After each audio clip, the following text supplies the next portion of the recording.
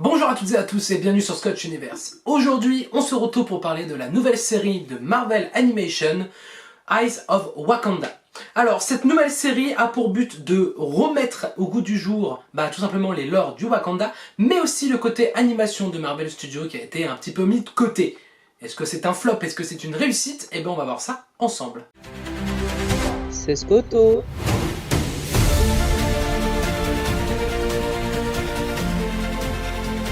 La série suit les aventures de guerriers wakandais envoyés à travers le monde pour récupérer des artefacts vibranium perdus depuis des siècles.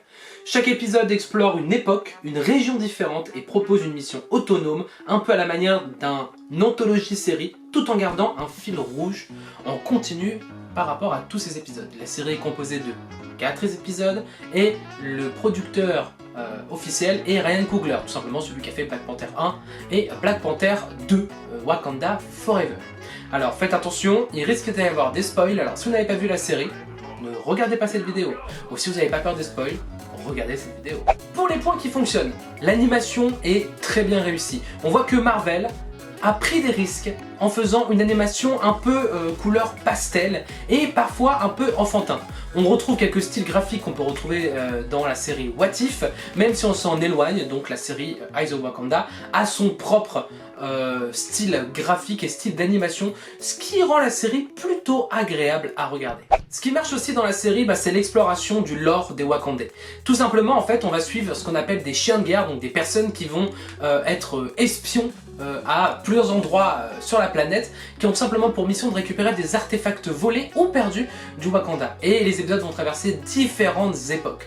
Donc c'est ça qui est plutôt cool et on a envie d'en voir encore plus. Je pense notamment à l'épisode qui se passe avec la guerre de Troie avec Ulysse, où on voit vraiment un Wakandais qui est pris d'amitié avec Ulysse. Ça fait 9 ans qu'il est sur le terrain, et sauf que pour la mission, eh bien, il est obligé de tuer Ulysse.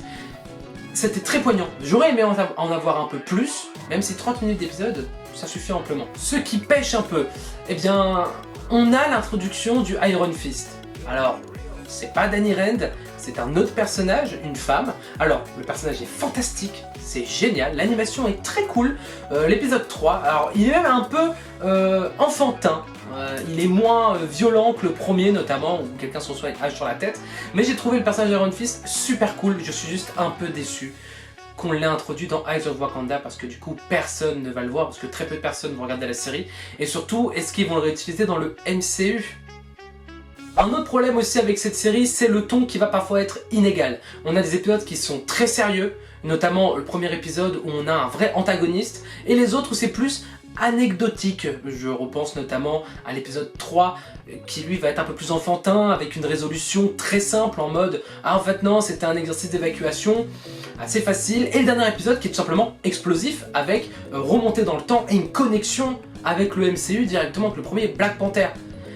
Et donc c'est très variable. En fait, chacun va y trouver son goût, et c'est là où on sent que différentes personnes ont travaillé sur les différents épisodes et que c'est pas une seule et même personne. Pour résumer, la série Eyes of Wakanda est une vraie surprise. Moi, je me suis surpris à être agréablement surpris devant la série. 4 épisodes de 30 minutes, j'aurais demandé 2 ou 3 épisodes en plus, voire peut-être encore plus, parce qu'il manque ce petit truc. Parce qu'on a les chiens de guerre, mais on aurait aimé en voir encore plus sur d'autres époques, sur d'autres Wakandais. J'aurais même aimé avoir des différents Black Panther, comment ils géraient les différents événements à différentes époques. Bon, parce que peut-être qu'on en aura pour une saison 2 ou une continuité des épisodes de la saison 1. Voilà, mais sinon la série est vraiment cool. Ce qui pêche un peu, comme je l'ai dit, c'est le rythme. Sinon l'animation reste fidèle à elle-même. Marvel Animation sait faire des séries d'animation. Même si parfois ça peut ne pas plaire à tout le monde, ce style pastelisé fonctionne très bien. Eh bien écoutez, si la vidéo vous a plu, n'hésitez pas à vous abonner si ce n'est pas déjà fait à la chaîne. N'hésitez pas à aller voir les autres vidéos sur la chaîne YouTube si vous ne les avez pas vues. Surtout n'hésitez pas à mettre un petit like sur la vidéo, ça permet de faire monter la vidéo dans les algorithmes pour qu'on puisse être vu, bien évidemment. N'hésitez pas à me donner votre avis sur la série Eyes of Wakanda si vous l'avez vue. Et dites-moi aussi si je vous ai peut-être donné envie de la regarder. Peut-être si ça se trouve. En attendant, je vous fais des bisous et à bientôt.